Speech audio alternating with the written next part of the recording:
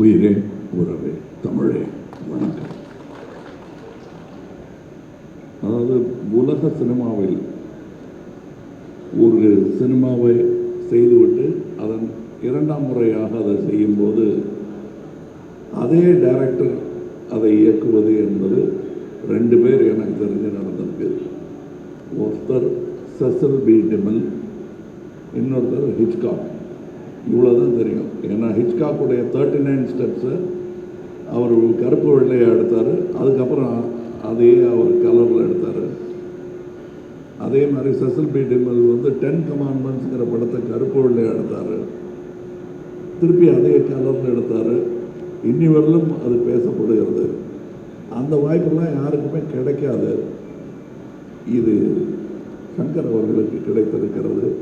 அவருக்கு கிடைத்ததனால் எனக்கும் கிடைத்திருக்கிறது. ஏன்னா பி.யு. சின்னப்பா அவர்கள் நடித்த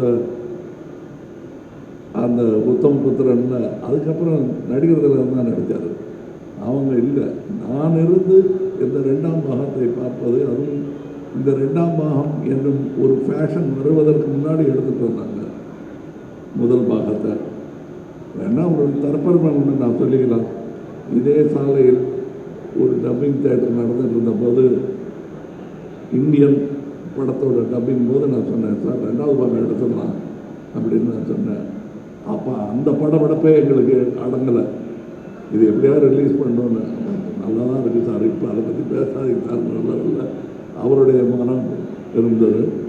ஆனால் முக்கியமாக இந்த 2ஆம் பாகம் எடுப்பதற்கு கருவை எங்களுக்கு இன்றும் கொடுத்து கொண்டிருக்கும் அரசியலுக்கு நன்றி. ஏன்னா இந்த கரப்ஷன் இன்னும் அதிகமானதுனால தான் இந்தியன் தாத்தாவுடைய 2ஆம் வருகைக்கு ஒரு பெரிய அர்த்தமே இருக்கிறது உங்கள் மத்தியில். அந்த அவர்களுக்கும் இது நல்லவங்க கெட்டவங்க எல்லாருக்கும் நன்றி சொல்கிற ஒரு விஷயம். இன்னும் சொல்ல போனால் இருக்கிறவங்க இல்லாதவங்களுக்கு கூட நன்றி சொல்லணும்.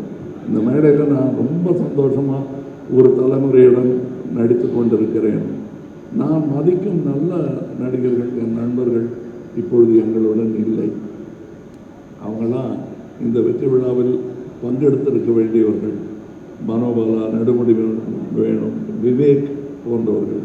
இந்த பக்கத்து ரோட்டில் இப்போ தான் முந்தானத்தை தான் எடுத்த மாதிரி இருக்குது விவேக்கோட சீன்ஸு. இவர் பக்கத்தில் உட்காந்து டைரக்ட் பண்ணிட்டு இருந்தார். காலம் எவ்வளோ வேகமாக ஓடுகிறது என்பதற்கு இந்தியன் 1, 2 எல்லாம் ஒரு உதாரணம். நாங்கள் திரும்பி பார்க்குறது கூட சங்கருங்கிற அந்த இளைஞர், அவர் நல்ல வேளை இன்னும் இளைஞராகவே இருக்காரு. நல்ல வேளை நான் தாத்தாவை போட்டதுனால வித்தியாசம் தெரியல. இன்னொரு முக்கியமான ஒரு இந்த மாதிரி மேடைகளில் வழக்கமாக ஒரு 2 பேர் சண்டை போட்டுக்குவாங்க, மாற்று கருத்து இருக்கும். அது இல்லாமல் போயிடக்கூடாது இதுங்கிறதுக்காக ஒரு நம்ம ரவிவர்மன் ஒன்று சொன்னார், சங்கர் சாரும் கமல் சாரும் நினச்சாலே இது மாதிரி எடுக்க முடியாதுன்னு. எடுத்திருக்கோம். அதான் இந்தியன் 3. இந்த மேடையில் அதை பேசக்கூடாது. ஸோ அவரையும் எதிர்த்து பேசிட்டு ஒரு சந்தோஷம் எனக்கு இருக்குது. அவருக்கு தான் சம்மந்தப்பட்டிருக்காரு. இதில் இருக்கிற எல்லாருக்கும் ஒவ்வொருத்தருக்கும் நான் நன்றி சொல்ல ஆரம்பித்தேன்னா, நாங்கள் பாம்பே போகிறதா இருக்கோம் அடுத்த விழாவுக்கு. அது ரத்து செய்ய வேண்டியிருக்கும். இப்போ டைரக்டரே சொல்லிட்டார் குணால் அவர்களை பற்றி.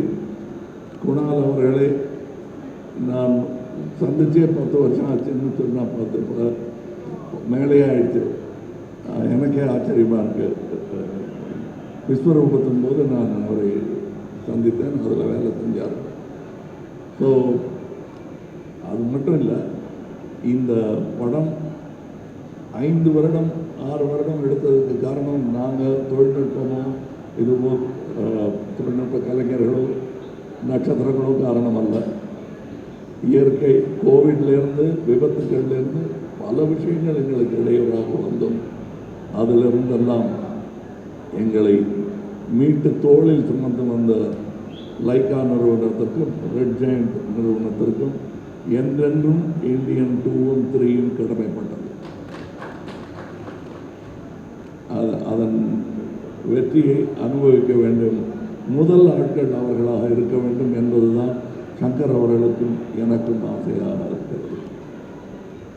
காரணம் அதை எடுத்து அது ஒரு ரசிகனாக ஏற்றெடுத்த உதயநிதி அவர்களுக்கும் நான் நன்றி சொன்னேன். ஏன்னா அவர் இதில் சம்மந்தப்பட்டதுக்கு காரணமே அவர் இந்த படத்தையும் இதன் நடிகரையும் டைரக்டரையும் பெரிதாக ரசிக்கிறார் என்பது தான் உண்மை.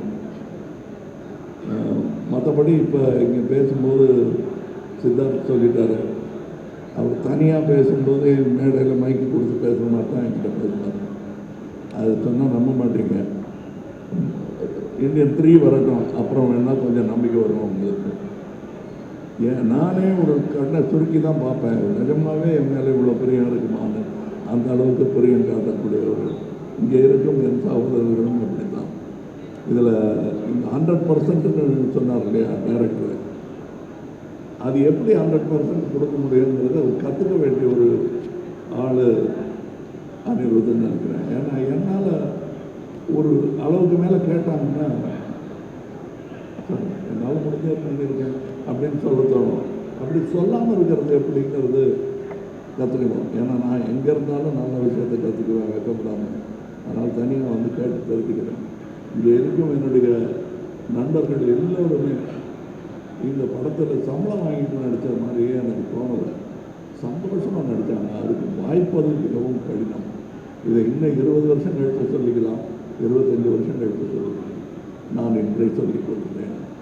இந்த யாராவது நான் சொல்ல விட்டுருந்தேன்னா இந்த படம் பல சாதனைகளை படைக்கும் என்று நம்பிக்கொண்டிருப்பதனால் அடுத்த விழாவில் விட்டதை பிடிச்சிருக்கலாம்னு நினைக்கிறேன்.